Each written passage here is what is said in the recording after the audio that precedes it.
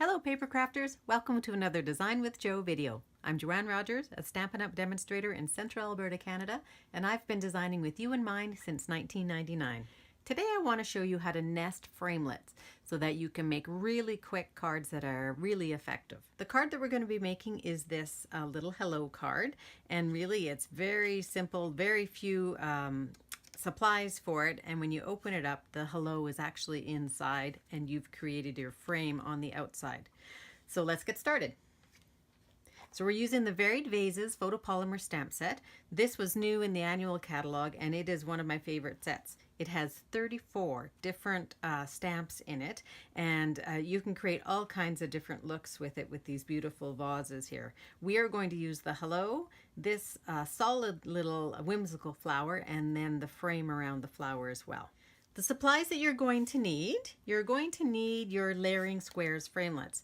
And if you have any framelits at all, I would suggest squares, circles, and ovals. The layering ones should be on your list. At first I held back from getting the squares because I thought, well, I can cut a square with my Stampin' trimmer. And it's true, for straight edges I can. However, there are great, let me just open this up. There are great scalloped edges too that are a little bit difficult to cut with your Stampin' trimmer. So it's got 8 different sizes. So of just the plain, and then 8 different sizes of the scallops as well. So they really are a fantastic addition to your tools. So I've pulled out the ones that we're going to use. You won't need the smallest square, but you need the 2nd, 3rd, 4th, and 5th. So I have those here. You're going to need just some scrap paper actually. So you need a piece of white that's going to be at least as big as the smallest square, and we're going to use it on an angle today. So this one is about 1 3/4 by just over 2 inches probably.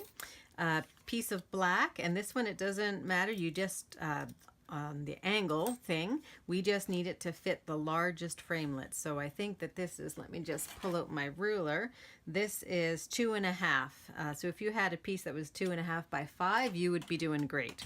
And you need a piece of your white. This is thick white, and I chose thick white because there's a hole out of the front of it. I chose thick because it's going to stand up a little bit better. And it's cut to 5.5 by 8.5 and scored at 4 1/4. And leave it open for now. We're going to fold it after we cut out our square. Okay, so we're going to start with our stamping first. I'll just move these things out of the way. So we've got Pineapple Punch for the flower. And that's one of the new in colors from 2018 to 2020. And we've got Memento Black for our black. So we're going to start with our hello. And I'm using my Stampin' Pierce mat because these are photopolymer stamps. And there's no rubber on them. So there's no give like there is with our regular clear or our wooden stamps. So this just gives them a little bit of a cushion. So I'm going to place this sort of in the middle. Doesn't matter if I'm straight right now. And I'm going to stamp my flowers around, and you want to stamp your flowers fairly close because that square that we're cutting out is actually fairly small. Now I may need to move my head into the shot for this, so I'll apologize right now, but I am going to try and get my flower around my solid. So not very good there. Oh, a little bit better there. Pretty good there. That one's off. But that's okay. That's one of the beauty of this stamp set, is that it is very whimsical and it's fun. So I'm not too worried about that. I'm going to close up my stamp pads, put those to the side because we're done with those. I'm going to put that to the side as well. So now we come to the nesting part of the video. So first, we want to cut this out, and so I'm going to lay my square over top, and I am just going to cut out decide on my placement.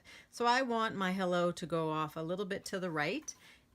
Place that on my magnetic platform. So I've got my magnetic, I've got one cutting pad, and I'm going to put this on here, and I'm going to run that through the Big Shot. So I'm just going to pop that out now. So that's our smallest square, and we're actually done with that smallest one. Now we're going to pull in our black, and I want to cut out a square that's going to go around or really in behind. So I need one that's going to be that size.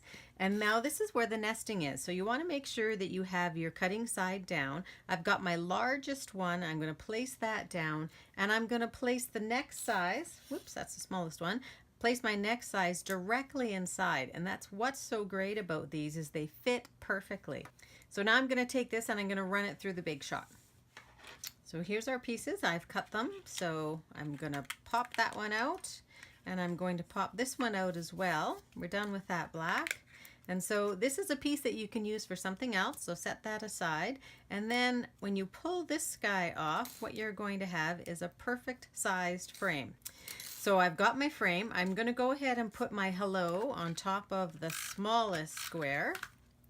And I also used thick on my stamped. I don't think I said that. And so I've laid that down. Now what I need to do is I need to figure out where I want it placed on the card. So I'm going to pull in my card. I'm going to place it. I'm going to line up the hello straight with the bottom, I hope.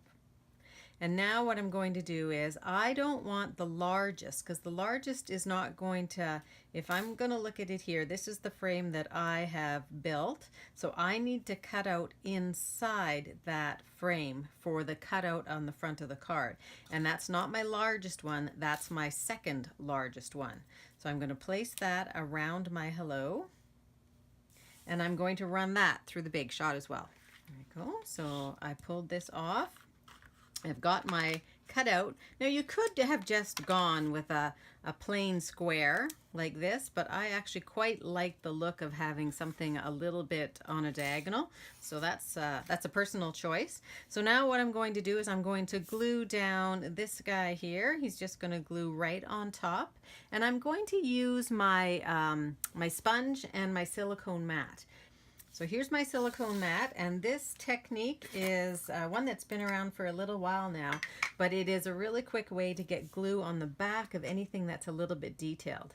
And then, so what you do, sorry, I'm going ahead and doing it. So what you do is you put your glue down onto your silicone mat, and I'm putting glue right over top of glue actually, because I used it this morning for another project.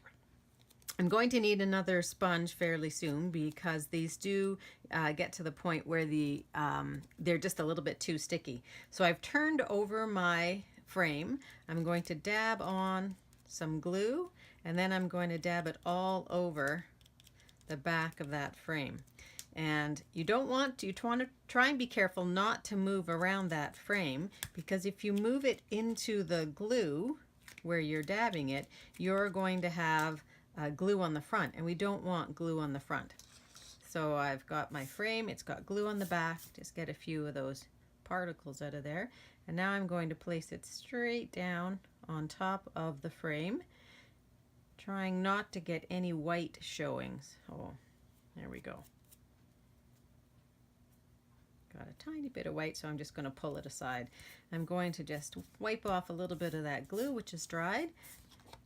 So I've got my diamond triangle. Now I'm going to fold my card on that score line. Use my bone folder just to give it a nice crisp edge. I'm going to find my hello, which is over here, and I'm just going to glue it down. So my hello is just glued straight down. You could put it on with dimensionals if you wanted. For some strange reason for me, because I love dimensionals, I'm not using them today.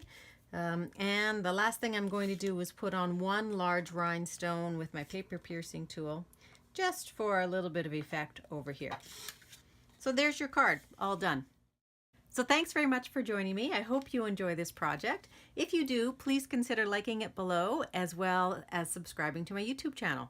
Also, you can find me at www.designwithjo.ca. I post regularly, and I would love to have you join in. So thanks very much. If you need any of the supplies, they are in the descriptions.